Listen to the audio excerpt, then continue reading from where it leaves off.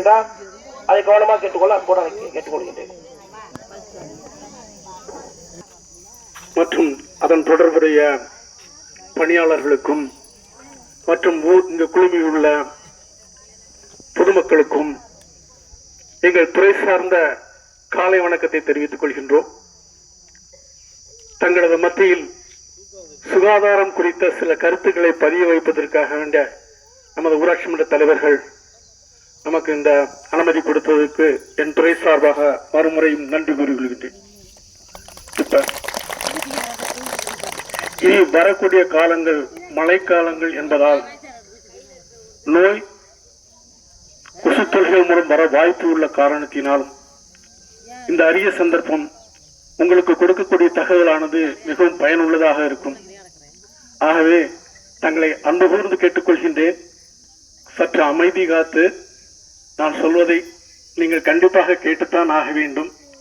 கேட்பதுடன் மட்டுமல்லாமல் உங்களுடைய உற்றார் உறவினர் நண்பர்கள் பேசாதவங்க யாருக்கா இருந்தாலும் இந்த செய்தியை உங்க மூலமா உங்க ஊரில் உள்ள அத்தனை பேருக்கும் கொண்டு போய் சேர்க்கணும். இது டெங்குங்கிறது தனி மனித பிரச்சனையே கிடையாது. இது சமுதாயம் சார்ந்த பிரச்சனை. ஒரு நபருக்கு டெங்கு வந்திருந்து அவங்களை கொசு கடிச்சிச்சுன்னா மற்றவங்கள்ட்ட இந்த நோய் கிருமி எடுத்துட்டு போய் மற்றவங்களுக்கு கொண்டு அந்த ரத்தத்தில் கலக்க செய்கின்ற காரணத்தினால இது சமுதாய பிரச்சனையாக மாறிக்கொண்டு வருகின்றது. அதனால தயவு செய்து உள்ளே யாரும் பேச வேண்டாம். கொஞ்சம் அமைதி காக்கும்போது தாழ்மையுடன் கேட்டுக்கொள்கின்றேன். உங்களுக்கு தேவைப்படாம கூட இருக்கலாம், மற்றவங்க கேட்கணும் கண்டிப்பா. அதாவது ஒரு குறிப்பிட்ட கொசுனால மட்டும் உருவாகக்கூடியதா இருந்தாலும் எல்லா கொசுக்களுமே கட்டுப்பட வேண்டிய கட்டாயத்தில் இருக்குது. அதனால இது பொதுவாக தண்ணீர் மூலமாக, நல்ல தண்ணீர் மூலமாக, அசைவற்ற வெப்பநிலை மாறாத சிறிதளவே தேங்கியுள்ள தண்ணீர்ல எந்த விதமான உயிர்களும் இல்லாத நிலையில் இந்த கொசுவானது முட்டையிட்டு அதனுடைய இனத்தை பெருக்கும் தன்மையுடையது. நன்றாக புரிந்து கொள்ளுங்கள். 20 ml தண்ணி, 10 ml தண்ணி போதுமானது. சிறிதளவே ஒரு சிறு டீ கப் அளவு தண்ணி போதுமானது கொசு முட்டையிடுறதுக்கு.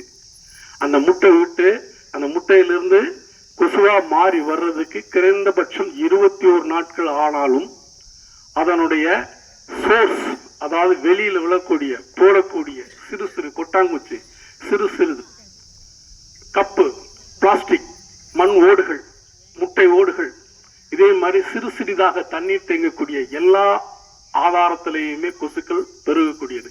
அதனால நமக்கு தேவையான ஒரு முக்கியமான விஷயம், எந்த ஒரு தேவையற்ற பொருட்களையும் உங்களுடைய வசிப்பிடங்களை சுற்றி போடக்கூடாது. இதுதான் நம்ம முதல்ல கொசு வளர விடாம தடுக்கிறதுக்குண்டான முதல் ஆயத்த சூழல். இந்த ஆயத்த சூழல் ஒவ்வொருவரும் வாழ்க்கையில படிப்படியா குறைச்சிட்டு வந்தீங்கன்னா ஒரு குறிப்பிட்ட சதம் கொசு பெருக்கத்தை தடுத்துட முடியும். கொசு பெருக்கத்தை தடுத்துட்டீங்கன்னா நோய் பரவுதலை தடுக்க முடியும். இதுதான் ஃபர்ஸ்ட். உருவாகக்கூடிய கொசு பெருகக்கூடிய ஆதாரங்களை வெளியில போட வேண்டாம். குறிப்பாக போடக்கூடிய குப்பைகள் பாலித்தீன் பையா இருந்தாலும் சரி, மக்கிற குப்பை மக்காத குப்பை தனித்தனியா ஹேண்ட் டு ஹேண்ட், கையிலிருந்து கைக்கு தான் மாறணும்.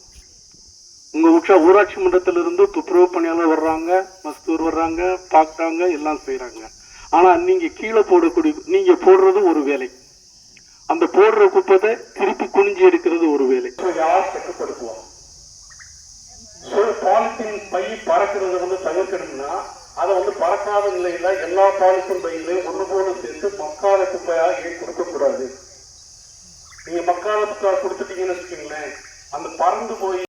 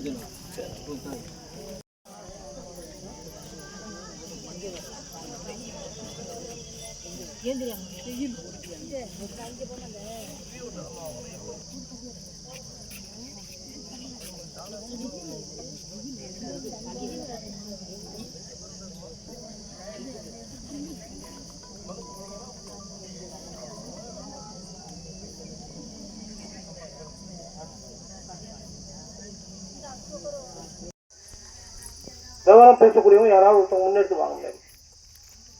யாரு வர்றா? தலைமை தாங்கணும்.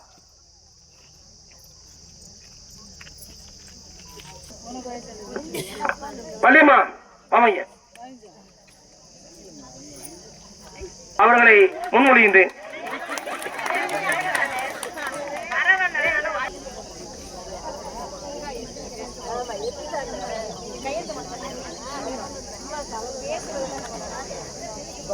திட்டம் இப்போ பார்த்தீங்கன்னா சமூக தணிக்கை பண்ணோம் 16லேருந்து 20 வரைக்கும் இன்னைக்கு சிறப்பு கிராம சபா. அதே மாதிரி புதுசாக இப்போ வந்து பிஎம்ஏஒய் வீடு, பிரதான் மந்திரி ஆவாஸ் யோஜனா கிராமின், அப்படி இந்த பிஎம்ஏஒய் வீடு இருக்கு இல்லைங்களா, அதையும் 2 சேர்ந்து பார்த்துருக்கோம். இப்போ வந்து 2 அறிக்கை புத்தகம், 2 நம்ம எம்ஜிஎன்ஆர்ஜிஏ அறிக்கை புத்தகத்தினையும் பிஎம்ஏஒய் அறிக்கை புத்தகத்தினையும் நமது தலைவர் அவர்கள் பெற்றுக்கொள்வார்கள்.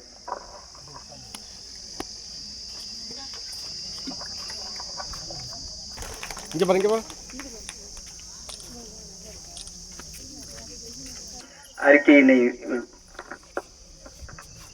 பத்தி எண் 1. புதுக்கோட்டை மாவட்டம் திருமயம் ஊராட்சி ஒன்றியம் திருமயம் கிராம ஊராட்சியில் 2021-2022 பிரதம மந்திரி குடியிருப்பு திட்டத்தில் சமூக தணிக்கை மேற்கொள்ளப்பட்டது.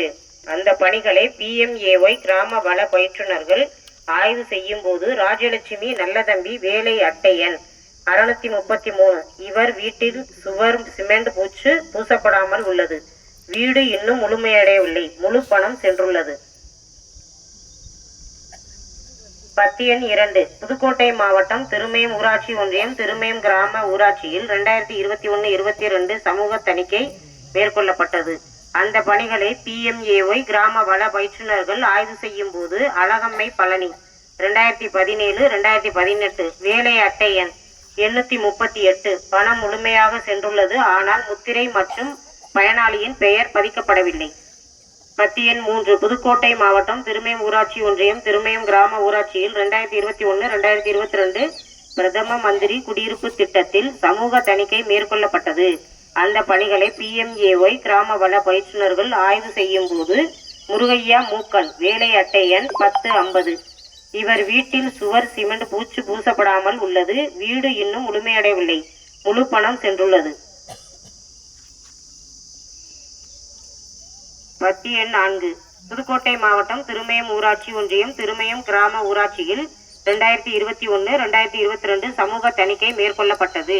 பணிகளை பிஎம்ஏஒய் கிராம வள பயிற்றுனர்கள் ஆய்வு செய்யும் போது சுகன்யா கார்த்திகேயன் வேலை அட்டை எண் 812 தளம் போடப்படவில்லை. ஜன்னல் கதவு போடவில்லை. வீட்டில் சுவர் சிமெண்ட் பூசப்படாமல் உள்ளது. இன்னும் முழுமையடையவில்லை. முழு பணம் சென்றுள்ளது. பத்தி எண் 5. புதுக்கோட்டை மாவட்டம் திருமயம் ஊராட்சி ஒன்றியம் திருமயம் கிராம ஊராட்சியில் 2021-2022 சமூக தணிக்கை மேற்கொள்ளப்பட்டது. பணிகளை பிஎம்ஏஒய் கிராம வள பயிற்றுனர்கள் ஆய்வு செய்யும் போது கலைவாணி உதயகுமார் வேலை அட்டை எண் 274 தளம் போடவில்லை. ஜன்னல் கதவு போடவில்லை. வீட்டில் சுவர் சிமெண்ட் பூச்சு பூசப்படாமல் உள்ளது. வீடு இன்னும் முழுமையடையவில்லை. முழு பணம் சென்றுள்ளது. பத்தி எண் 6. புதுக்கோட்டை மாவட்டம் திருமயம் ஊராட்சி ஒன்றியம் திருமயம் கிராம ஊராட்சியில் 2021-2022 சமூக தணிக்கை மேற்கொள்ளப்பட்டது. அந்த பணிகளை பிஎம்ஏஒய் கிராம வள பயிற்றுனர்கள் ஆய்வு செய்யும் போது மாரிக்கண்ணு சுப்பிரமணியன் 2016-2017 வேலை அட்டை எண் 714 பணம் முழுமையாக சென்றுள்ளது. வீடு முழுமையடைந்துள்ளது. முத்திரை மற்றும் பயனாளியின் பெயர் பதிக்கப்படவில்லை. 921 வித்யா 1354 கண்ணாத்தாள் 712 சின்னப்பிள்ளை 1222 முத்து 276 சுந்தரம் 1139 சுந்தரமல்லி 593 பாக்கியலட்சுமி 758 படிவம் ஒன்றுக்கு என்னமா இருக்குது சைன் வேரியேஷன் இருக்குது 9460 ரூபா. பார்த்தீங்கன்னா சரஸ்வதி என்னன்னு தெரியல, கொஞ்சம் கையெழுத்து வித்தியாசமாக இருந்துச்சு. இப்போ 2 நாளைக்கு 494 ரூபா. அடுத்து பார்த்தீங்கன்னா கலா அளவு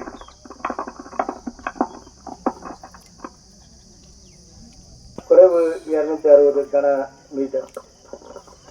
அடுத்து பார்த்தீங்கன்னா அடுத்து பாப்பான் கம்மை வடபுறம் வரத்து கால்வாய் தூர்வாறுதல் எம்புக்குப்படி 32 கன மீட்டர், கலாய் இப்படி 28 குறைவு 4 கன மீட்டர்.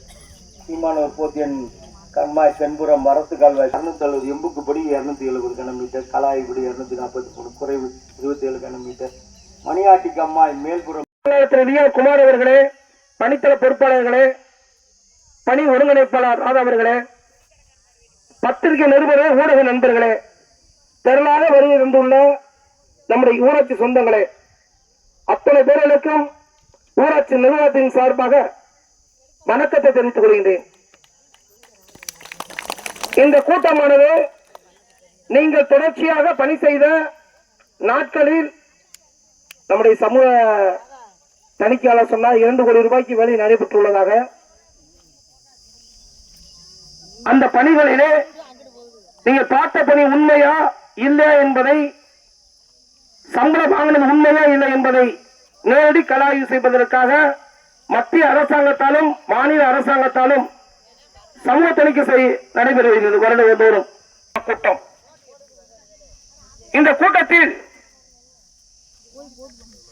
10/2 குறிப்பிட்டபடி ஒரு 9 பேர் குறிப்பிட்டிருக்காங்க.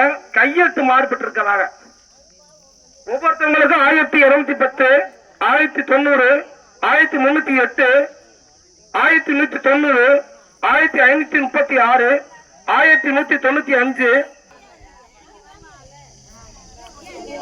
இது என்ன காரணம்னு கேட்டீங்கன்னா, ஒரு நிமிஷம் சொல்றேன், கொஞ்சம் கவனமா கேளுங்க. நான் உங்களுடைய கொஞ்சம் பேசுறேன், கொஞ்சம் உள்வாங்க. கையெழுத்து வேறுபட்டு இருப்பதாக உங்கள் தணிக்கை ஆடிட்ட பாகம் 1 இதுல 1ல படிவம் 1ல நீங்க போட்டிருக்க கையெழுத்துக்கும் நீங்க போட்டிருக்க என்ன மாதிரி போற கையெழுத்துக்கும் வித்தியாசம் இருப்பதாக, மாறுபட்டு இருப்பதாக சமூக தணிக்கை எடுத்திருக்காங்க. அவங்களுக்கு எடுத்திருக்காங்க. ராஜலட்சுமி 1120, வித்யாசேகர் 1090, முத்து 1536, ஏ சுந்தரம் 1195, சண்முகவல்லி சுந்தரவல்லி 1190, பாக்கியலட்சுமி 741, சரஸ்வதி 494. இந்த கையெழுத்து பேங்க்ல போனா கூட நம்மளுக்கு சிக்னைன் 3 வாங்குவாங்க. நஷ்டம் வரும். கையெழுத்து அந்த நேரத்தில் கொஞ்சம் வேறுபடும். நம்ம வீட்டுக்கு போற வேகத்துல நம்ம என்ன பண்ணுவோம்னா கையெழுத்த அப்படி அஞ்சு நேரம் முடிஞ்சு போச்சு, அக்கனால முடிச்சிருவோம். அந்த மாதிரி போடக்கூடிய கையெழுத்துனாலதான் இந்த ஆடிட்டு உங்களுக்கு எழுதுறாங்க. சாதாரணமா நிறுத்தி போற கையெழுத்துக்கும் வேகமா போற கையெழுத்துக்கும் டிஃபரெண்ட் வித்தியாசம் ஏற்படும். சாதாரண போடும்போது நிறுத்தி கையெழுத்த போடுவோம். ஆனா வேகமா என்ன பண்ணுவோம்,